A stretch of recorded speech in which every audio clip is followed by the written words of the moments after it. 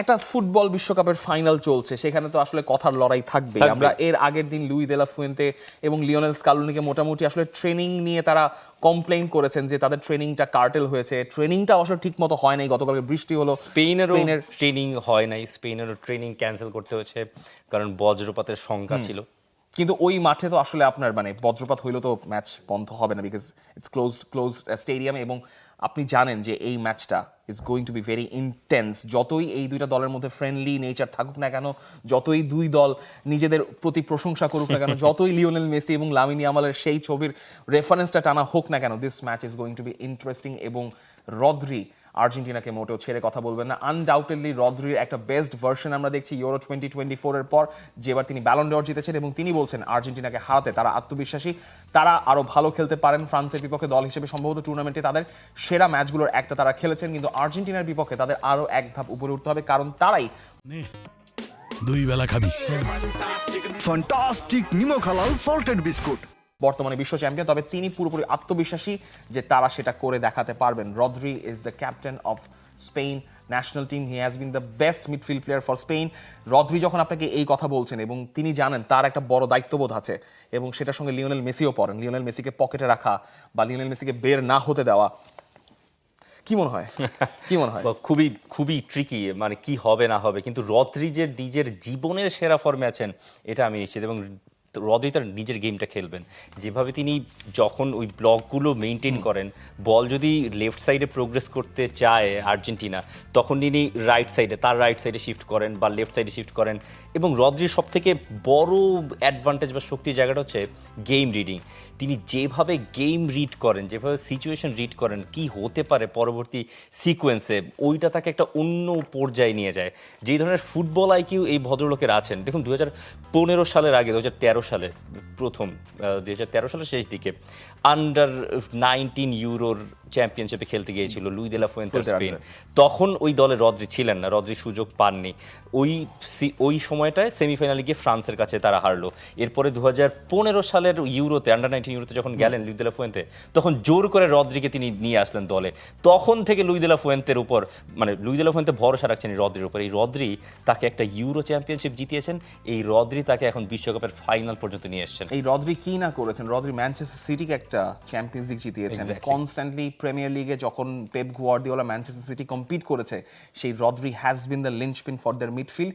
এই ইউরো জেতার পর, ব্যালন ড'র জেতার পর, এই যে 2 বছর তাকে ইনজুরির একটা ঘেরাটোপে পড়ে কাটাতে হয়েছে, সেটা মানসিকভাবে যে কতটা যন্ত্রণা, কারণ তার কেপেবিলিটি নিয়ে প্রশ্ন করা হচ্ছে যে এই রদ্রি কিভাবে ব্যালন ড'র জিতে, এই রদ্রি কিভাবে বেস্ট মিডফিল্ডার হয়। আপনার চোখে আঙুল দিয়ে দেখিয়ে দেওয়ার মতো যে এই ওয়ার্ল্ড কাপে রদ্রি যেভাবে পারফর্ম করছেন, স্পেনের মিডফিল্ডটাকে অর্গানাইজড রেখেছেন, আপনি জানেন এই স্পেন রদ্রি ছাড়া কাজ করবে না। আলটিমেটলি লামিন ইয়ামাল একটা বড় ভরসার জায়গা বা বড় টেকনিক্যালিটির জায়গা, কিন্তু লামিন ইয়ামাল ছাড়াও যে স্পেন দলটা ফাংশন করতে পারে একটা সার্টিন ওয়েতে, রদ্রি, ফাবিয়ান রুইস এবং পেদ্রি এবং একই সঙ্গে দানি ওলমো, মিকেল ওয়ারসাবালরা মোটামুটি এই দলটাকে ধরে রেখেছেন, এবং Rodri is the main man. But there is one certain Lionel Messi. Lionel Messi হয়তো পরবর্তী ওই ফ্যান ফেস্টের পর ওরকম করে কথাবার্তা বলেন নাই, ইনস্টাগ্রামে একটা পোস্ট দিয়েছেন এবং সেটা একটা স্পষ্ট পরিষ্কার বার্তা, আর্জেন্টিনার গল্প কেউ মুছে ফেলতে পারবে না। আগামীকাল যাই ঘটুক না কেন, এই দল এমন একটা গল্প লিখে ফেলেছে যা আমরা কোনোদিন ভুলবো না, যা আর কেউ কখনো মুছে ফেলতে পারবে না। ডিয়ার লিওনেল মেসি, আপনারা এই ওয়ার্ল্ড কাপেও যে গল্প লিখছেন, মানে হ্যাটস অফ। মানে কোনোভাবেও নিজেদেরকে রাইট অফ করতে দেন নাই, যতবারই পিছায় পড়ুন না যেন, যতবারই ম্যাচে মানে মনে হচ্ছে আর সম্ভব না। আপনি লিওনেল মেসির ওই সেলিব্রেশনটা দেখেন না, যেই ম্যাচে উনি সেলিব্রেট করলেন হচ্ছে ইয়ার সঙ্গে,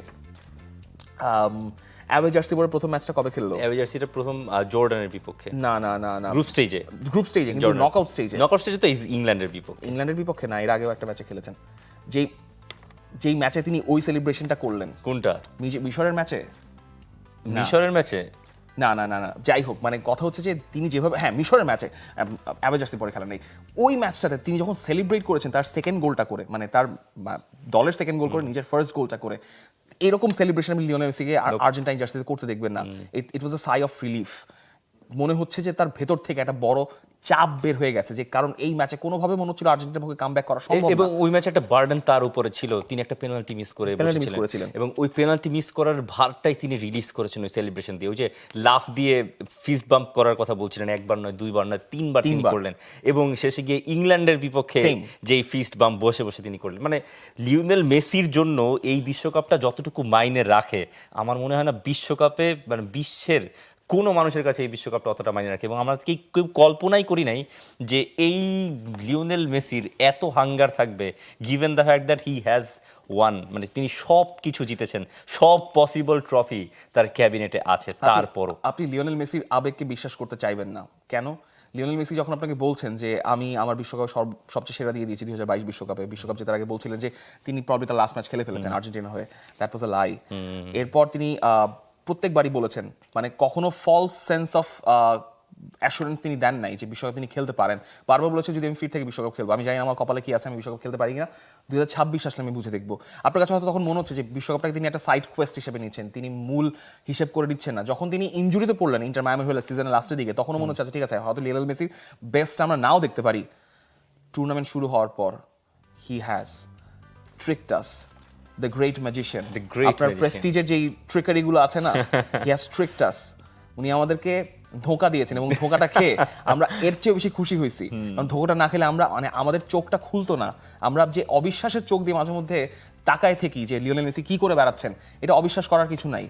this is what Lionel Messi does. এবং ফ্রান্সের বিপক্ষে ওই ম্যাচটার আগে লামিন ইয়ামাল প্রেস কনফারেন্সে বলছিলেন যে তিনিও ভাবেন নাই যে লিওনেল মেসি এত ভালো পারফর্ম করবেন, মানে 8টা গোল 4টা অ্যাসিস্ট, হয়তো এমবাপে গোল্ডেন বুট রেসে তাকে ছাড়িয়ে গেছে, Incredible. It doesn't matter for Lionel Messi যা করেছেন, বিশ্বকাপের ফাইনাল পর্যন্ত নিয়ে এসেছেন, একের পর এক ম্যাচে ডেলিভার করেছেন, ইংল্যান্ডের বিপক্ষে ওই দুটো অ্যাসিস্ট, মানে ইট স্পিক্স ভলিউম। এবং এই গল্প আসলে কেউ ভুলবে না, মানে আর্জেন্টিনার গল্প। For more updates, subscribe to our YouTube channel and click on the bell icon. Follow us on Facebook and Instagram. Download T-Sports app to enjoy exciting games and highlights. Visit tsports.com.